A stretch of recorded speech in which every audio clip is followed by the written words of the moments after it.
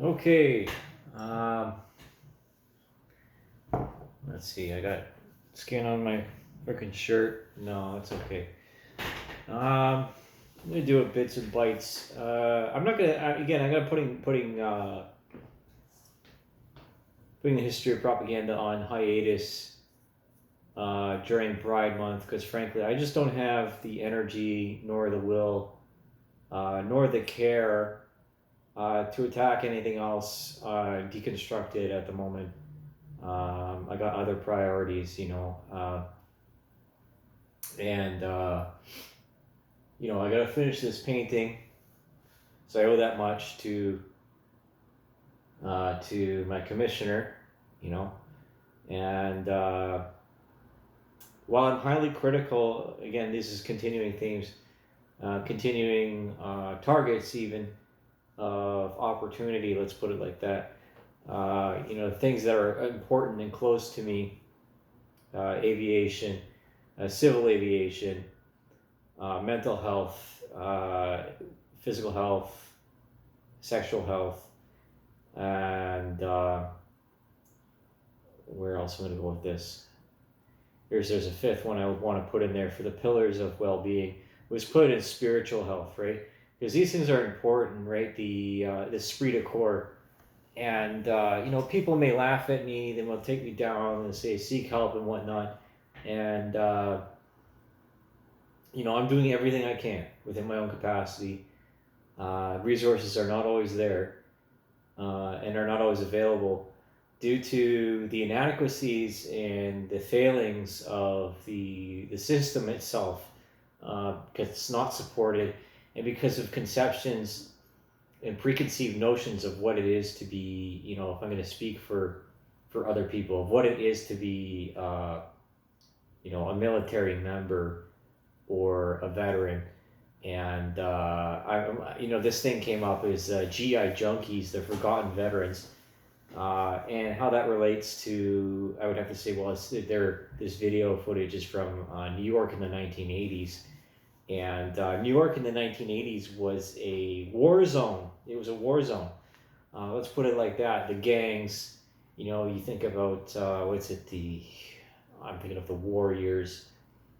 I'm forgetting the movie. Sorry about it. Forgetting the movie. And not gangs in New York, but really huge change in population and dynamic. Let's see, was it? I've had a couple of beers, so please forgive me. This has been a bit of a luxury, working my ass off this past week, and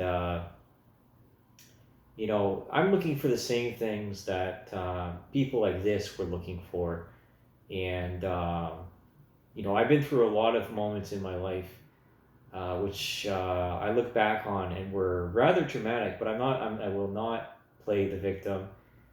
I will not. I'm not interested in that. That is not the culture I want to support, and it's not the military way. Things happen, and then you have to move on. You have to, express yourself somehow, deal with it, and pick yourself up by your bootstraps because there's bigger problems and bigger enemies out there.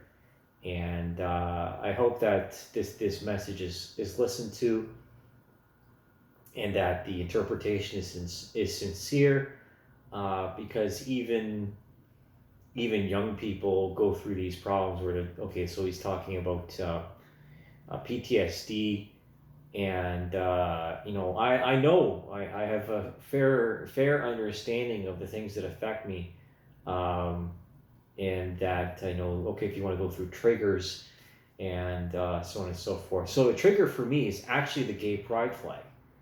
I fucking hate that thing. I hate it every time I see it. I'm up in arms. I'm honestly, I'm having a panic attack. I want to burn something. I want to shoot something. I want to kill something. I want to hurt something, because of the things that have happened to me and because of the experiences I've had, for which didn't matter before, but now they do because of the propaganda, right? If again, this is going to be more an expansion of motivation, and hence why I'm putting it into bits and bytes, and I'm not going to make it part of the history of propaganda, because here we're talking about these GI junkies, and the first-hand account within 2 minutes is this fella. He's talking about how he shot a kid, and think about. I'm thinking about this other veteran, the Victoria Cross winner of Australia, right? He was part of the Australian SAS, and other countries, other opponents, they don't apply by the same rules of war. They will use child soldiers. They will use women. They'll use suicide bombers. They'll use anything and everything within their grasp to wage guerrilla warfare or unrestricted warfare. We live in an age of electronic warfare with the again, with all of these, it boils down to psychological operations, meme wars, culture wars, all of these things for which our opponents to Western society and democracy are trying to degrade and erode the pillars for which, hold up the very fragile pillars that hold up the institutions that supports the conveniences of modern day life. And hence why I get angry with trolls.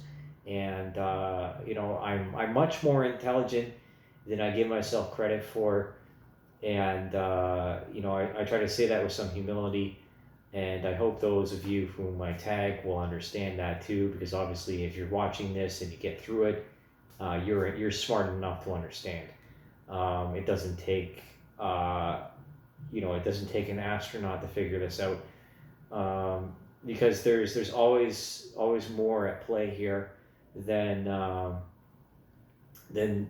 common people want, nor need, or feel the need rather, to understand, because even in the age of the internet, with all this information, there's so much misinformation. Again, hence why I've said in Shirtless Bro, why it's so insulting to say to a veteran, get help, because in most cases they sought help first and then were denied because of the lack of because of budget constraints or other factors. Again, this is the whole point of Shirtless Bro. At least one of them is not only for me to find something that I might have lost, right? In trying to bury my emotions and my feelings and escape from my everyday life at a certain point, so that I could just sleep at night. Everybody carries a burden. Everybody's got problems, and my problems are not unique to myself. So and hence why I talk about these things, which is the most effective thing. Not you before seeking a psychotherapist or something along those lines. That's what we have friends and family for, right? But if it's a continuing problem, then absolutely, I will not deny the importance of professionals, because they see these mental conditions on a day-to-day basis. But again, coming from a background of of observing and being around people who've had drug addictions and have substance abuse issues and have come from broken homes, broken mentalities and whatever, this is why I get fucking angry, okay? Is because I deserve respect just like these people, right? Just like this fella here who shot a kid, right? You don't expect it to happen, right? I didn't expect to get harassed by a transgender soldier. I didn't. I really didn't. I didn't expect to get physically assaulted by a gay man. I didn't, right? And my naivete and my better character, okay, is what left me vulnerable, and I didn't even know about it. And the innocence of going into war, right? Because once you're there and you kill someone, all bets are off, right? everything associated with it. And you never know, especially, okay, well, considering I'm wearing this T-shirt, the weight of my responsibility as an aircraft mechanic. Every rivet counts, okay? And I try not to involve myself too much emotionally in the result, because obviously there's an envelope of what's acceptable, but at the end of the day, it's my name, it's my ass on, as a signature, or my reputation that's at stake. It's not about the money. It's not about what I feel I deserve.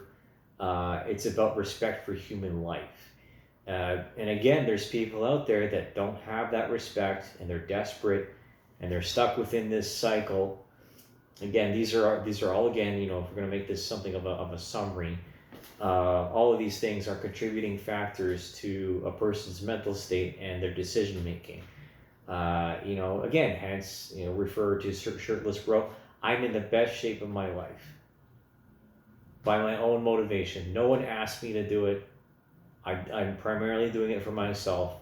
But then the secondary motivation is to do it for other people, to motivate other people, because that's what I like to see. That's the most rewarding. And as a future father, I want my children, and say if I did join the Canadian Forces again within a couple of years, and we make a deal, right? That's what I want for my students or for my subordinates, and because again, if we're going to get into respect, a lot of people do not respect youth leadership and do not respect cadets. They don't respect scouts or cubs or brownies, because they of their preconceived notions and their feelings of what it is to be one of those and to be in those programs, and frankly, they can fuck right off.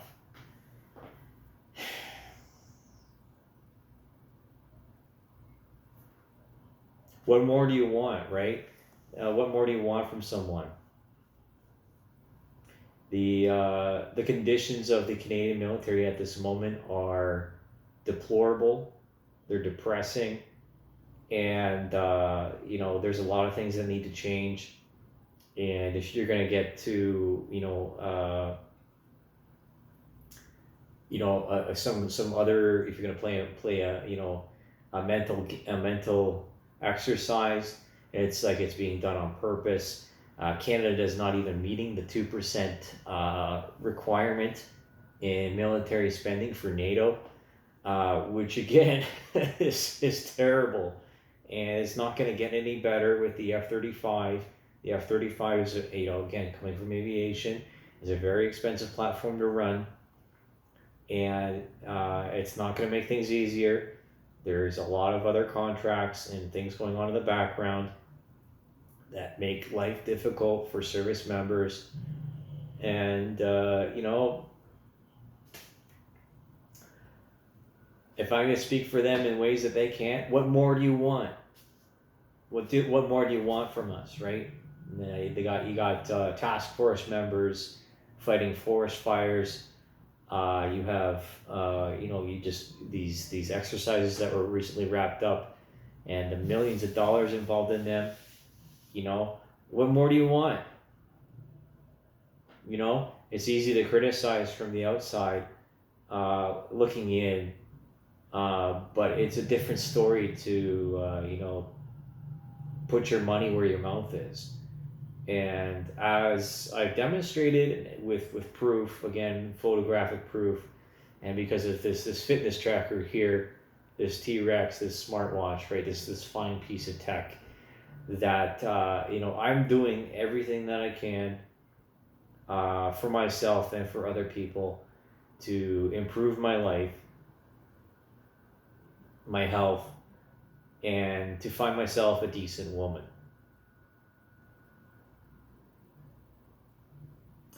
And if that's not enough, then no, then it's none of these opponents or whatever are worth my time. And I'll just continue on being who I am, however I am. Even if I'm homeless, it's not going to change anything. I'm still going to be the same person. I'm still going to have the same determination. I'll still wake up and find a reason to live. And because of that reason, I continue to live, right? What more do you want from me? That's the feeling that I get from a lot of these veterans is, I gave my life in service, and again, in the Vietnam era, a lot of them are conscripts in the United States, and I volunteered for the expedition in Greenland, and it was a high risk operation. If I'd gone underneath the ice, I would have been risking my life for military aviation and history. It could have been trapped underneath the ice within an instant. And I enter into confined spaces on a regular basis as an aircraft mechanic so that other people can take their vacations without any worries, or they can go see their families on the other side of the country without even thinking about it. And that's the point. That's the point, is to safeguard and to value human life, because every rivet counts and every bullet counts. Thanks for watching.